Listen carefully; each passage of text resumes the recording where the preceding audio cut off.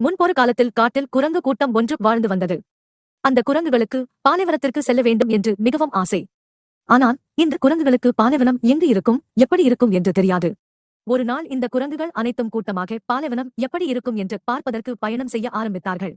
நாள் முழுவதும் நடந்து மதியம் வேளையில் அந்த குரங்குகள் ஒரு வறண்ட நதியின் அருகே வந்து சேர்ந்தார்கள்.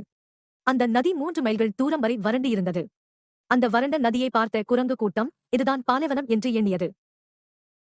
சிறிது தூரம் சென்ற பிறகு ஒரு பெரிய மரம் இருப்பதைக் கண்ட குரங்குகள் அந்த மரத்தின் மீது ஏறி எங்கேயாவது குடிக்க தண்ணீர் கிடைக்குமா என்று சுற்றி பார்த்தன.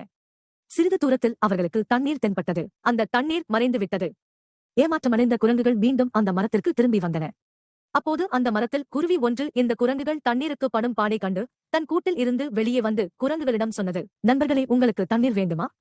என்னை பின்தொடர்ந்து வாருங்கள், தண்ணீர் இருக்கும் இடத்திற்கு உங்களை அழைத்துச் செல்கிறேன் என்றதையும் அந்த குரங்குகளும் இந்த பறவையை பின்தொடர்ந்து சென்றன.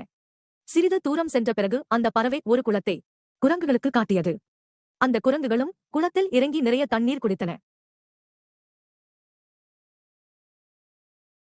அந்த பறவை குரங்குகளிடம், நண்பர்களே, உங்களுடைய தாகம் தணிந்ததா என்று கேட்டது. அதற்கு ஒரு குரங்கு சொன்னது, இவ்வளவு நேரம் நாங்கள் தண்ணீருக்காக படும் பாடை கண்டும் நீ காணாமல் இருந்து கொண்டு இப்போதுதான் எங்களுக்கு உதவி செய்கிறாயா என்று சொல்லி அந்த பறவையை பிடித்து அதன் கழுத்தை நசுக்கிக் கொண்டது. குரங்குகள் படும் பாடை கண்டு அவர்களுக்கு உதவி செய்ய சென்ற அந்த பறவை அப்படியே துடிதுடிக்க இறந்துவிட்டது.